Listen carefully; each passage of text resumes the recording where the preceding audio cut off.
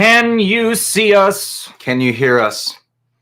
This is the beginning. Blink thrice if you can hear me. Ryan Gosling has a chance of winning Best Actor. I hope so. Who's the first person in our chat? We need 2 mouses. So that way we can fight over it. Yes. And then the computer won't know what to do when we're doing it. Can you guys hear us all right? I hear a yes from a Brian Burke. Ooh. What's going on? Oh, this might be the first time he hears a Meryl Streep has a movie at an award season. She's not getting nominated for it. Oh, so true. So true. All right, guys. So we're going to talk about the Oscars. The thing I care the most about, because last year I won $50 in a betting pool at a party, and I'm hoping I can win again this year.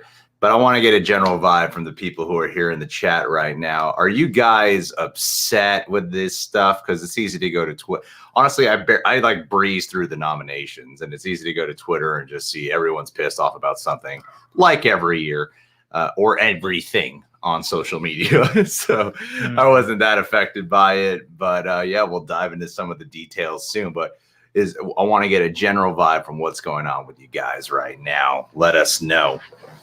And always let us know if you can't hear us. You know what I mean? we got 99 eyes on us. 99 eyes. That sounds like a wow. Like a okay. Oh, okay. People are pissed. People are upset. There's some us ire. There's some Taron Egerton ire. I saw wow. some J-Lo ire in here. Wow. Yep. There's some anger in the chat. Guys, did Lupita Nyong'o really do anything in us? Come on. You know, I mean, come on. Did she really? Uncut Gems. Yeah, I hear a lot of people getting come on, feisty over that one. Come on, guys. Come on, you guys are getting too upset. All right. Now that we got a general vibe and we got some eyes in here, let's talk about these Oscar nominations. What should we start with? Let's just go with the best pictures and see what we got to deal with. All right, let's start at the top. All right. Let's enter this into the chat here. Okay, so what do we... Oh, we're going to adjust our faces. All right. So, Best Picture nominees. There's not 10? There are. It's just blown up so that everyone can see. Okay, so what do we got? We got Ford v. Ferrari, which you really liked. I liked a lot. I'm a little surprised it's gotten a Best Picture nom here, but... Okay, The Irishman. Yeah. All right, okay. Irishman's one of my favorite movies of the year. Jojo Rabbit, one of my favorite movies of the year. Joker, yes, obviously. Once Upon a Time in Hollywood, it's about Hollywood. What do you expect? Marriage Story. God, I just can't find myself watching that movie for some reason. It just sounds like I'm going to be super freaking depressed the whole time. Parasite, watched for the first time last week. That was great. 1917, I am watching in exactly 2 hours from now at a theater about 35 to 40 minutes away from me. So we need to end this at a sharp, I want to say 4:45 today. And Little Women is also nominated for Best Picture. It's funny seeing this chat because a lot of people are very excited about Joker.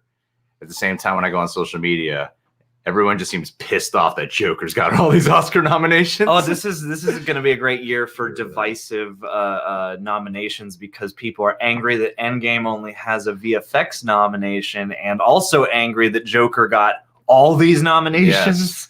Yes. So let's close this out for a second. So, guys, which one is the one that you guys are pissed off about that did not get nominated for Best Picture? Because right now, I mean, I feel like all these picks are predictable. It makes sense to me that they would get picked. The Oscars, like my favorite speech at the Golden Globes was Joaquin Phoenix's because this competition of art, I'm just sick of it. Like I said, I just like being in a betting pool and winning as much money as I can from that. Okay, Little Women, that's one. Endgame. I didn't even think about Endgame. Oh, yeah. I didn't expect Endgame to get an Oscar. I never expected Endgame to get an Oscar nomination. It's Endgame. I feel like there's...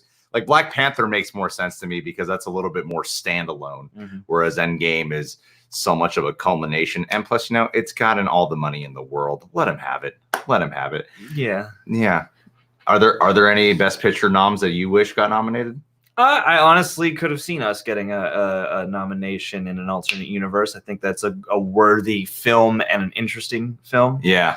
So yeah, I think that's a snub of sorts. Jason Dolan says The Farewell should have received Best Picture nomination. I've heard that quite a bit. That, yeah. Ooh, Johnny Steven, great comeback. Return of the King was a culmination. That's just 3 films, though. And they awarded each of them at the Oscars. That's true. So, or at least acknowledged them, nominated each of them at the Oscars. John, your Cats movie got snubbed. I'm so sorry about that. Really sad about that. But, you know, it'll become a cult classic, and that's what I really want. Well, Rocket Man, which I think is undoubtedly better than Bohemian Rhapsody, is not nominated for anything, right? Not that I am aware of. Even though Taron Egerton, he won the Golden Globe, he's not nominated for anything? Not that I am aware of. I mean, you know, That's the exactly Golden Globes, you get your musical comedy category. So, you know, I think it's exactly what happened to Sacha Baron Cohen for Borat. Mm-hmm. Won a Golden Globe, wasn't nominated for an Oscar.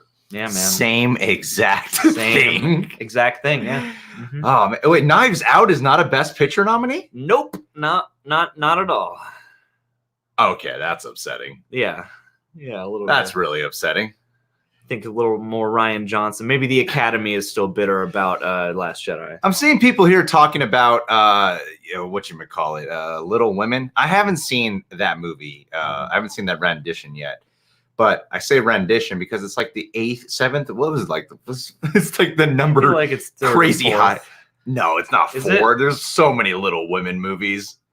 There's I've seen so the one many. With Kirsten Dunst. There's like 4 big theatrical releases, I think. Okay. And then there's like a whole bunch of other versions as well. Let's Google it. There's a whole bunch as well. So I mean, some people are really pissed off that Little Women isn't nominated as a president. At least 7. At least 7 of Little Women. See? Yeah, I watched Parasite last week and I loved it. I think that is the best screenplay of the year. And I think, funny enough, I think Joker and Parasite, while 2 wildly different films, they comment on a lot of the same things, especially like Joker, a little bit more on mental health than class. Parasite, a little more on class than mental health.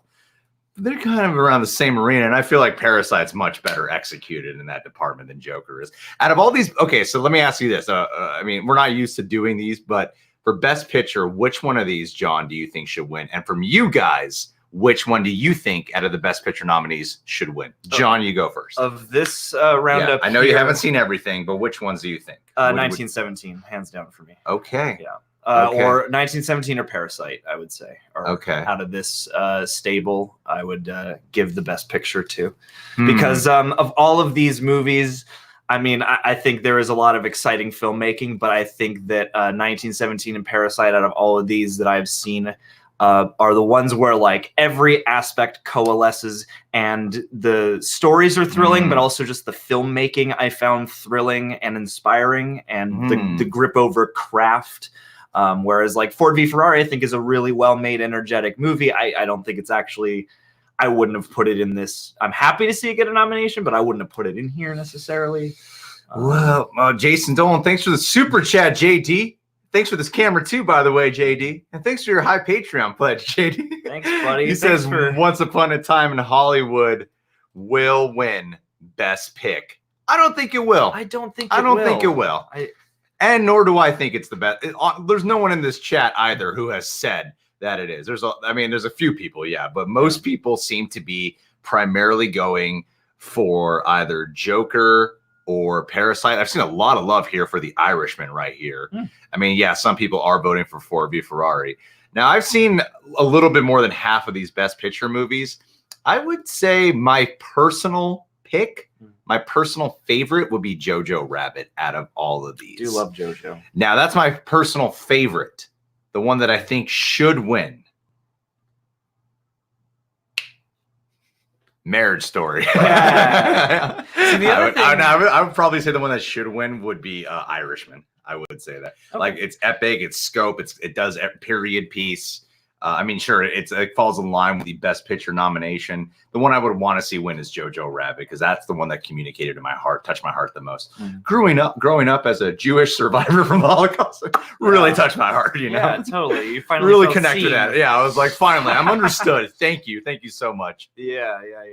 I am surprised that they gave Parasite the Best Picture nomination and not the Best Foreign, because like that's the kind of loophole they went with for Roma last year, which is like it's guaranteed to win Best Foreign. Who knows if it'll win Best Picture? So like that's a pretty confident decision here. Parasite's a very universal, even though it's like very much focused on class in Korea. It is very much a universal appeal, I think. I saw a great meme somebody posted that it had Arthur Fleck and it said, "All I have are negative thoughts," and then the next panel was just the Parasite poster and it said, "Hold my beer."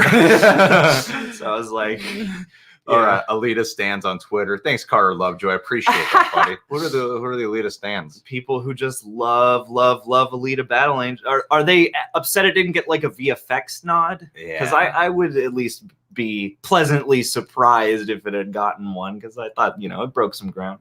I feel like I have enough time to catch up on these Best Picture nominations. Oh, RDJ snubbed. Sorry about that, but I think Us is a pretty big snub of the year. I get why it's not on a lot here. Of categories. But I think for Best Picture, I get why it's not on here. I feel like Knives Out really is one of the best movies of the year and should have been nominated for Best Picture. Mm-hmm. And you know what? Fuck it. Endgame is still my favorite movie of the year. I've seen a lot of freaking great movies. Endgame is still my favorite movie of the year. I know it's not the cool thing to say. I should say something that's a little bit more artsy, like one of these, or even Joker. But no, I Endgame is like that whole idea of just a theater. Because that's like the only movie this year where I'm like, I got to keep going back to the theater, and it's designed for that. And whatever, you hate me all you want for picking that as my favorite movie of the year, but that's my favorite movie. Hey man, there are a lot of angry people on Twitter who think that the Academy is a bunch of fogies who won't acknowledge the quality filmmaking of the MCU. Jason Dolan, thanks again, buddy. He says, Badur Bong, Bahakin, Bazel, Bisipit, Bisizern. I'm right there with you, buddy. Know exactly what you're talking about here. Best director, he's going Bong Joon. Dude, he made a movie where I'm like, I immediately wrote down all his other films instead of just realizing there's an IMDb page I could just go to whenever. And I was like, I gotta watch more of his films. He's an incredible filmmaker. Oh yeah. I have not seen that one movie that's getting a show, Snowpiercer. Oh, yeah, that's right. Joaquin Phoenix. All right, let's go through some other categories really quick, and then Niraj will talk about your question. I'll keep it up there so I don't forget. Let's go to actress in a supporting role. What are you talking about? Women are totally recognized this year. Most definitely. In their supporting role category. I'm surprised, yeah. No men got nominated for Best Actress. Kathy Bates or Richard. Okay, out of all the ones here, I haven't seen all of them. But the ones that the one I hear the absolute most about is Laura Dern in Marriage Story. I feel like that's just like a very obvious pick. Yeah. I don't think she'll get the Golden Globe curse. That's the buzz. Yeah. I just feel like it'll definitely go to Laura Dern. Who'd she lose to in the Golden Globes? No, she won it. Oh, so like, but sometimes people say, yeah, like the curse is that you win the Golden Globe. But yeah, like of all these, and like Scarlett Johansson's going to cancel herself out. I think Bombshell hasn't gotten quite the amount of traction they would have hoped. Yeah. And Little Women, I think the ensemble aspect is going to overshadow that. I'm seeing a lot of love here for The Lighthouse and how that should have been gotten some nominations. Midsommar as well. I'm seeing a lot of love in the chat here. I love hearing reading your guys' feedback. Okay, yeah, Laura Dern. That seems to be the main pick here. Niraj asked us, interesting, none of the A24 movies were nominated for Best Picture. They're usually not. They're usually not. A24 makes too edgy a material. There should be a special category for Best A24 movie of the year. All right, let's move on to another category, John. Okay, let's and then we'll move on to another super chat. Actor in a supporting role. We got Hanksy for A Beautiful Day in the Neighborhood. We got Hopkins for The Two Popes, Pacino for The Irishman, Pesci for The Irishman, and Brad Pitt for Once Upon a Time in Hollywood. You know, okay, the only one I haven't seen is The Two Popes. Pesci is my pick. Who do you guys think should get Best Supporting Actor? Pesci is personally my pick. I think Brad Pitt's great in Once Upon a Time in Hollywood. Tom Hanks was just one of those roles. He's fantastic in it, but it's also like, yeah, I expected Tom Hanks to do that. Does that make sense? Yeah. I didn't have that experience, but yes. I mean, you hear it's like I saw the documentary, and then when you hear they're making this movie, I'm like, well, it should be Tom Hanks. Yep, Tom Hanks did the thing I wanted him to. Yep, he did it, and he's amazing. But the one that I think delivered what you wanted, but also gave something different. Granted, I haven't seen Two Popes, Joe Pesci and The Irishman. That's the one that I think we all expected, like, loud, hey, you call me a fucking clown kind of guy. But that's not what we got. We got a totally different kind of role. Yeah. And I think Joe Pesci gave it the best subtle performance. Pacino is a close second for me, though. Yeah, the only thing, I feel like the Academy would be more inclined to award one of those two for this movie especially. I just wonder if they'll have that cancel out factor, because I've heard a lot of buzz about both of them. Maybe. Because, yeah, and so I feel like if any one movie with two noms could cancel, it is, I feel like, a good chance for this one, just because a lot of people be voting for both. All right. So we got Totally Random Talk, who said, buddy. Hey, host the talk show. Thanks, buddy, for your super chat called Totally Random Talk. Like to interview you, John, and Greg for season 2. If interested, message me. Thanks, big fan. Aw, we just got an invite. Oh, sweet. This is how we should get all our invites. We'll just do any interview. Our rates for an interview, $1,000 a piece. Yes. We are that valuable. Minimum. Our insight and time is of the essence. But no, hit us up. We're more than happy to talk. Yeah. How long's your show? Can we live stream in? If I have to drive there, I'm going to be a little bit more hesitant. Appreciate you just the same. All right, let's move on. I did get foreign language. Got both. John, do your research. Let's scroll down. We haven't seen any of these. No. We haven't seen the documentaries because we're heathens. Right. Original song. Oh, we got a little Rocket Man. Okay, we got I'm Standing With You from Breakthrough, Into the Unknown from Frozen 2, Stand Up from Harriet, I'm Gonna Love Me Again from Rocket Man, and I Can't Let You Throw Yourself Away. Frozen 2, Into the Unknown. That's the one I pick right there. No. Not even a big Frozen 2 fan, but I would pick that one. That didn't get animated feature nomination, did it? Nope. That was another one that people were up in arms about. Gosh. Snub. Oh, that's too upsetting. I'm bummed that it's gonna everyone's like, yeah, it's gonna be Frozen 2. Yeah. Mary Steenburgen, right? She like wrote a song for this movie and has like she had like some kind of head trauma and then developed like the ability to make music, and so I'm bummed that she didn't get nominated for this category. But yeah. All right, animated feature film. What do we got? How to Train Your Dragon: The Hidden World, I Lost My Body, Klaus from Netflix, edging out Frozen 2, Missing Link, and Toy Story 4. Has How to Train Your Dragon won any of the animated feature films? I feel like one of them may have, yeah. That wasn't my favorite one of the trilogy, but it's one of those things where it's like, just give it to them. Because I mean, I think Klaus is the one that people like. For the people who've actually seen the animated features, I feel like Klaus is going to be the one that people vote for. But How to Train Your Dragon: The Hidden World, my heart's just like, give it to them. Just give it to them. They deserve it after all the hard work. But yeah, even in the chat, Klaus, that's what everyone's rooting for right here. Yeah. And I mean, I think it would be really cool if Klaus could get some love, just because it's like if the Golden Globes could give the animated feature to the claymation one and the Oscars could do it for the hand drawn. I think that would be two really nice votes of confidence for two modes of animation that are, lacking in the marketplace, that I think a lot of people would love to see resurge, and not just be one studio each, or something like that. So, well, okay. Adapted screenplay. Here we go. My kind of category. Oh, look out. All right. The Irishman. That is a hard script to adapt. Yeah. That's not like the structure in that movie. Very challenging. Jojo Rabbit. Little what you see the thing, honest. Now I'm not being sexist. I'm more like it's the 7th one.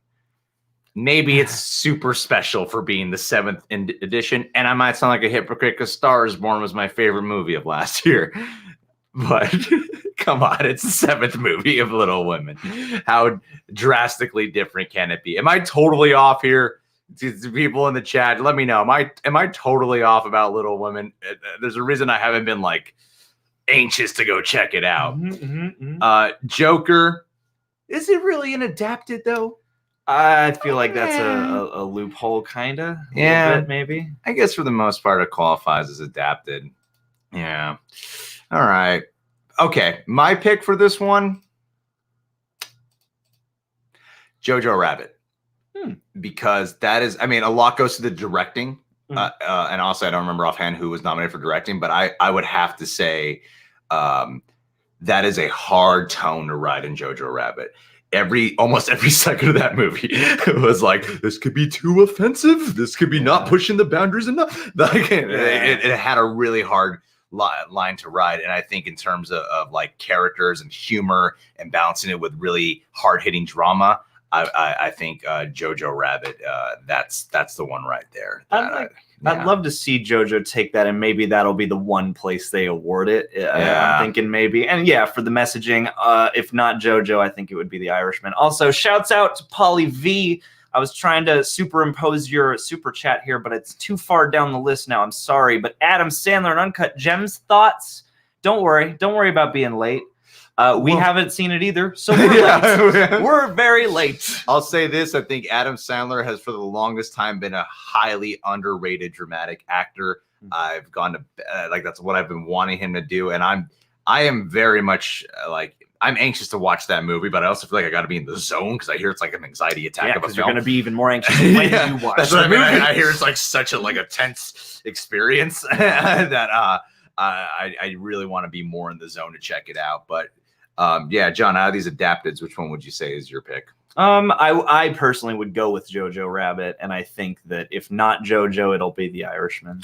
All right. Well, while we pull up the next category, look how busy our screen is. We got so much shit going. I know. Akash Jason would have loved to seen Florence Pugh get a nom. Her performance in Midsommar was absolutely haunting and disturbing and stayed with me. I agree. I liked Midsommar a lot, and I think there are a lot of worthwhile elements to that movie. And I think maybe Ari Aster just because of Hereditary, and because most people agree that Hereditary is has a bit of an edge on Midsommar. I feel like that's probably why it's not very loved this year in the. Okay. Well, thanks, Akash Jason. Akash, what a cool name. What does that mean?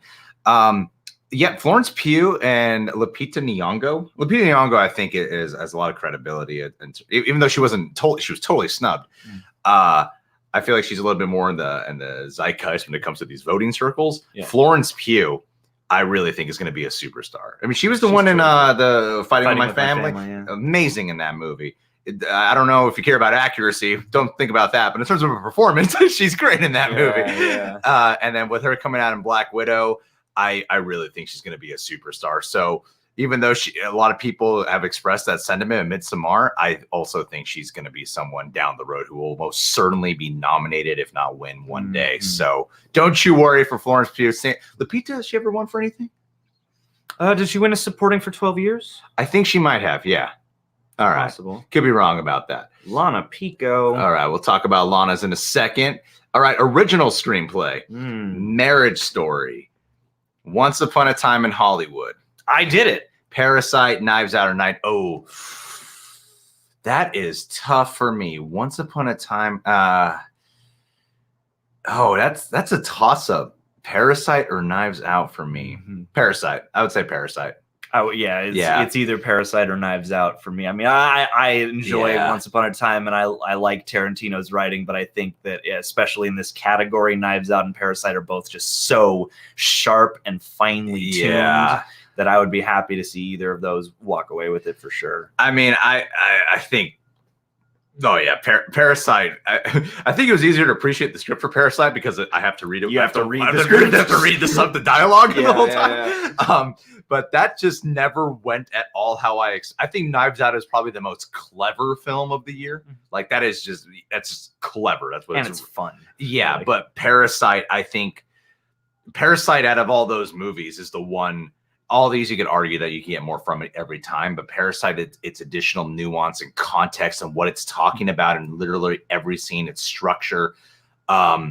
That's the movie. And that movie just fucking disturbed the shit out of me. I was on the edge of my seat the whole time. Yeah, it's a very physical watching experience. I just its commentary. I was in love with. So yeah, I would say Parasite for my personal pick. What about you guys? Which one here do you think deserves best original screenplay? And Lana says you can cook a dish several times and improve the recipe and taste. Greta did this with Little Women, much like Bradley Cooper did with A Star Is Born. Fascinating. Out fighting words. Well, You can cook a dish.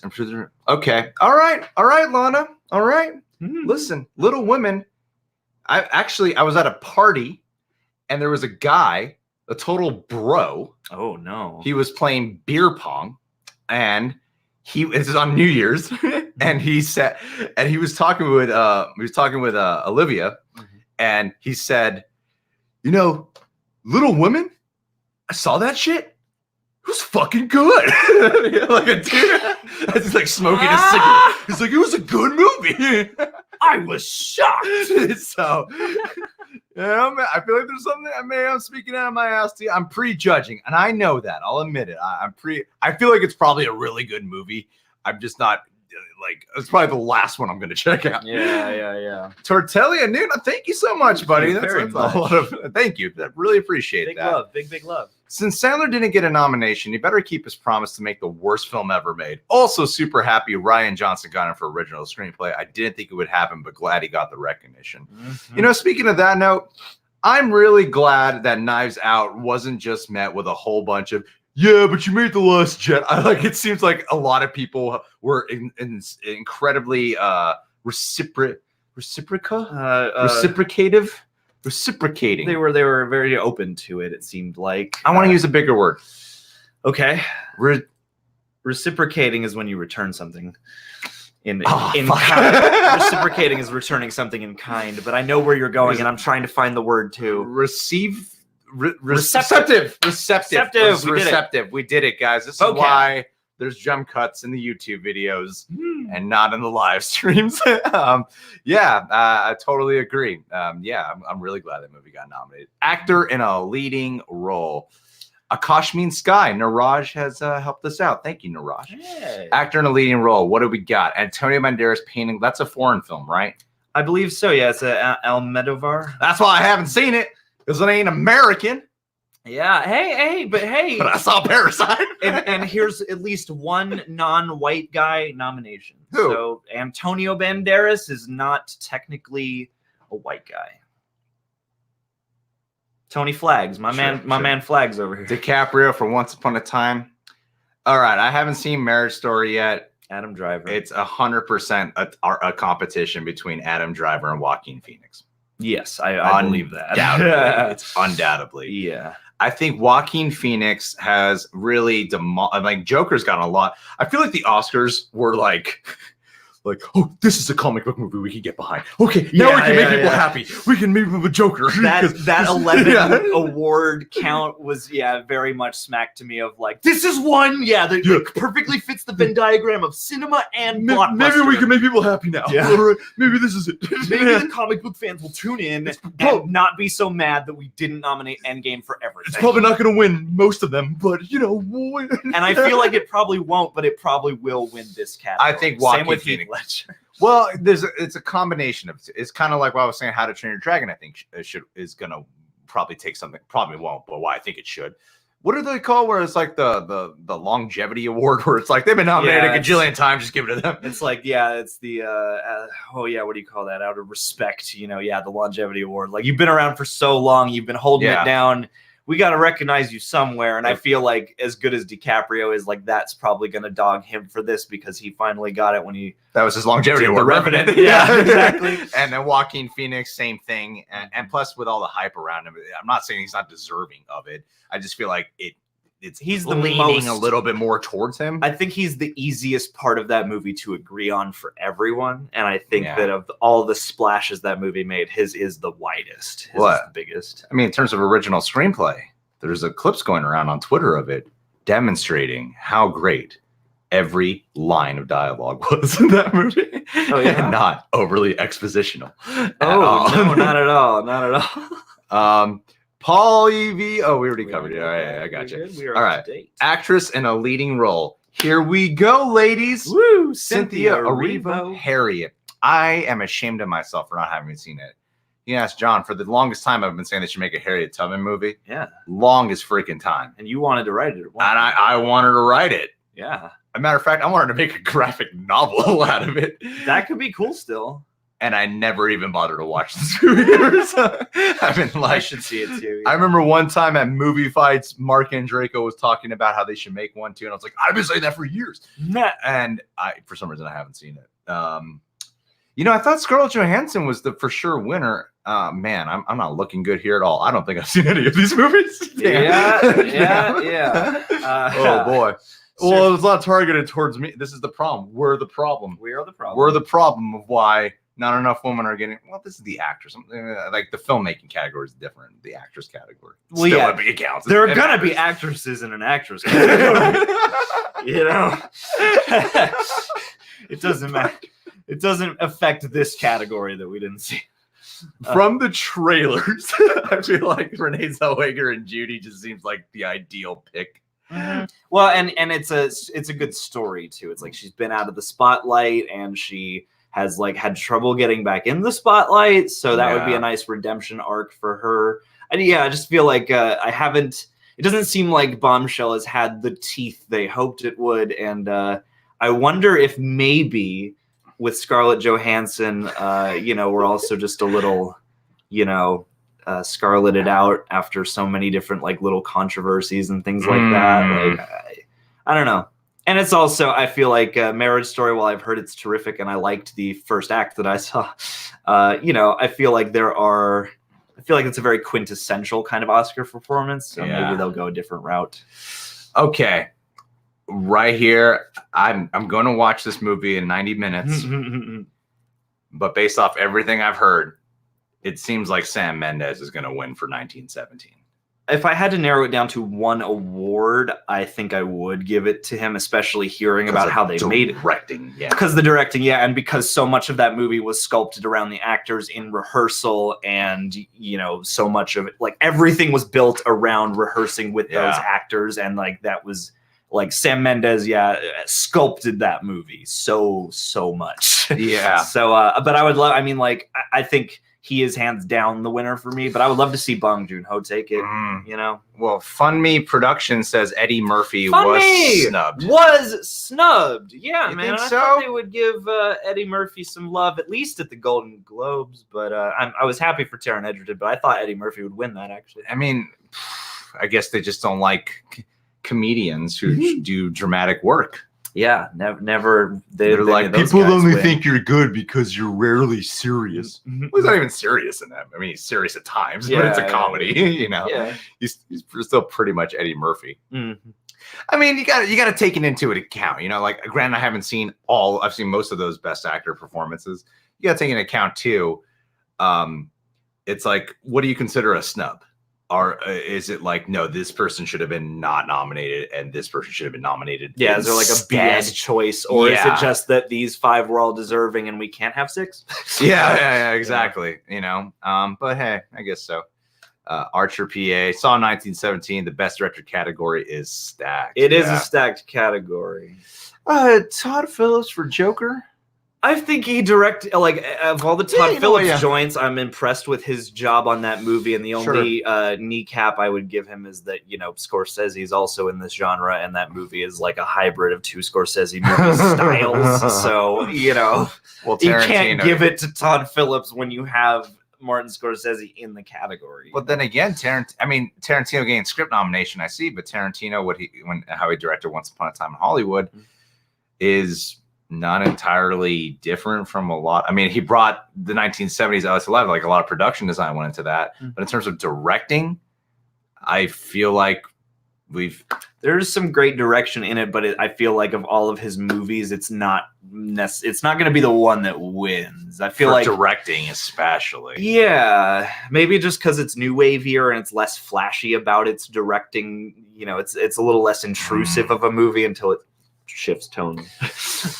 Thanks, Joe. Well, thank you, Jason. Bong Joon-ho director, Roger Deakins, cinematographer. Oh, Roger Deakins. The Deeks. Yes. The Deeks. Yes. The Deeks. Hey, what's going on in the Philippines? I'm seeing a lot of these things for Pray for the. I'm half Filipino, so I gotta know what's going on. If you guys can inform me, I'd really appreciate going on in that. The Philippines. It's not on fire, is it? Jason Dolan, thank you again. Phillips directed Best Acting Performance of the Year. That's true, and Joaquin Phoenix does credit him a lot for that.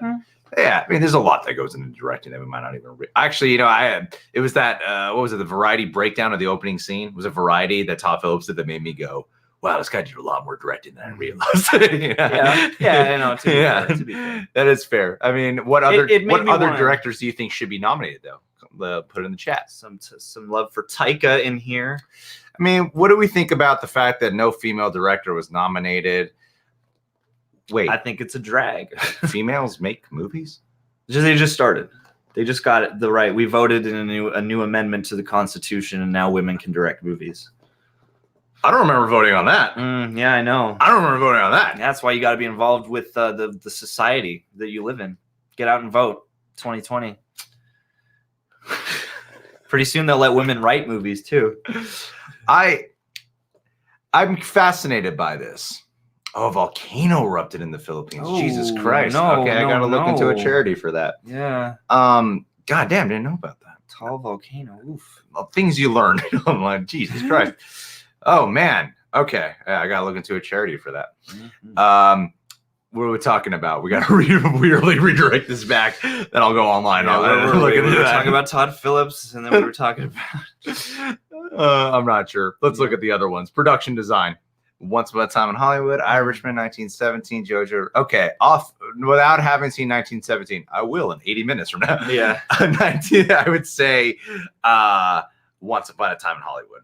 I feel like Once Upon a Time in Hollywood has the edge because, you know, I feel like that movie is not going to coast as much as a lot of other movies have on being a nostalgic Hollywood film.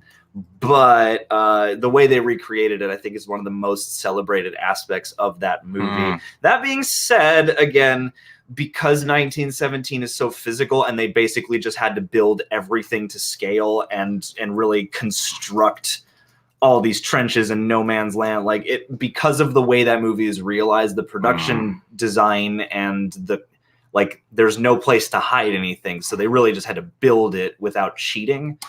So I think there is something to be said for that movie, just in the undertaking of making it possible, you know? Well, looking through this list of bringing it back to the female directors, Lulu Wang for The Farewell. That's a movie that was 75% in not in English, but it was still like distributed as an American film. And she did an incredible job with that. And then also, oh, damn, I didn't know Beautiful Day in the Neighborhood. I didn't know who directed that. Mariel Heller. Oh, wow. Oh, wow. Oh, wow. Oh, and Honey Boy.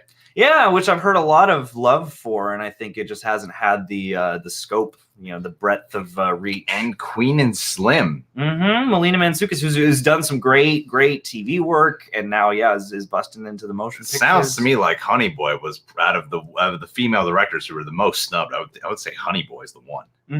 Well, I mean, or Lulu Wang.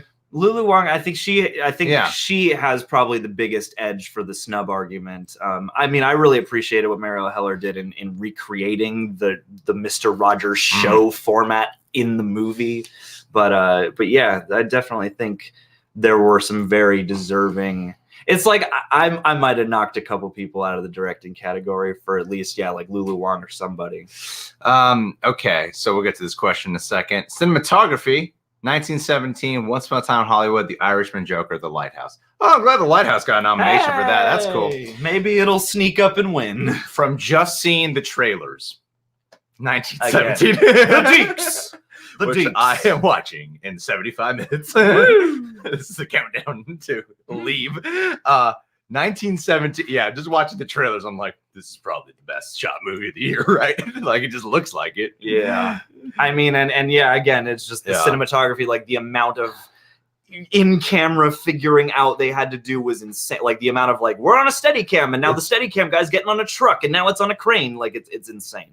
Archer, PA. I'm a bit annoyed that there were no females. No females involved in not even in the best actress supporting category. It's all dudes. All dudes nominated for the actress category.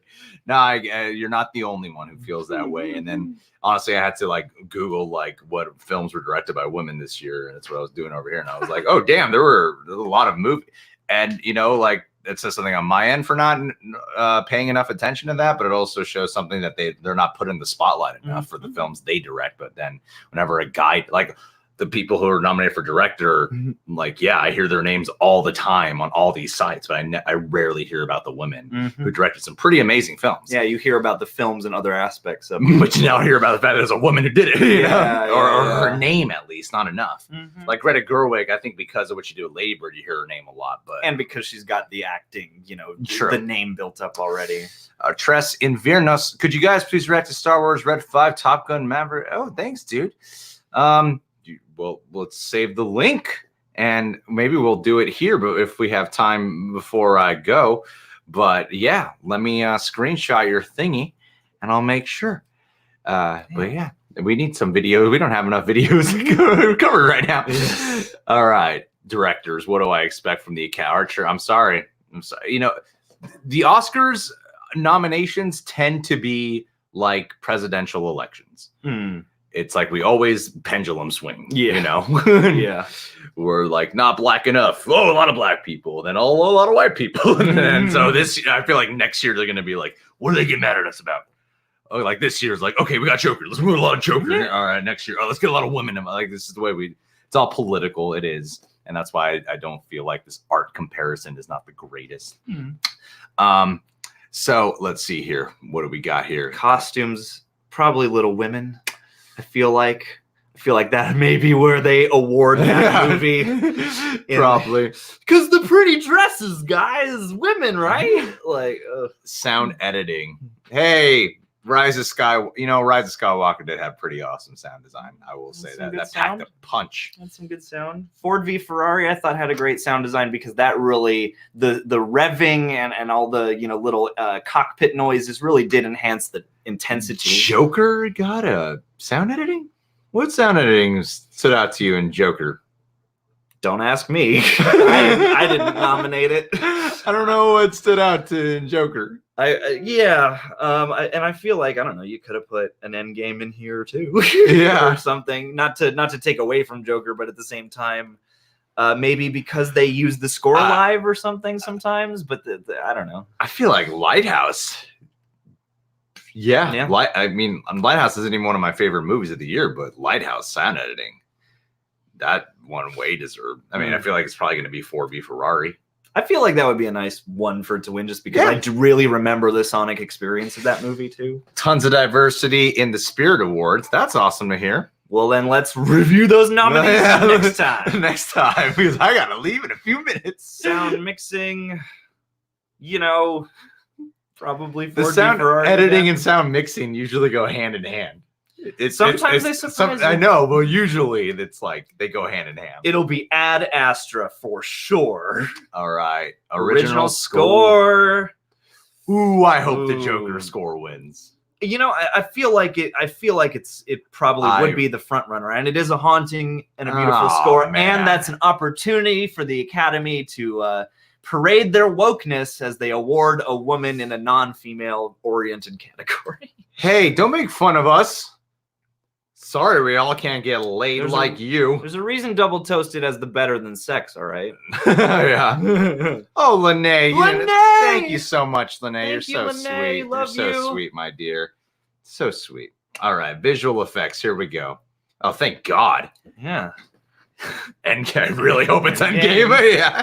I really hope it's Endgame. I really do hope it's Endgame. There's an argument to be made for Lion King because of how photorealistic it is, and it's the most successful part of that movie is the visual effects. But Endgame did a great job. Like there were things in there that I had no idea were VFX. Like we watched that whole VFX breakdown, and I was like, "What?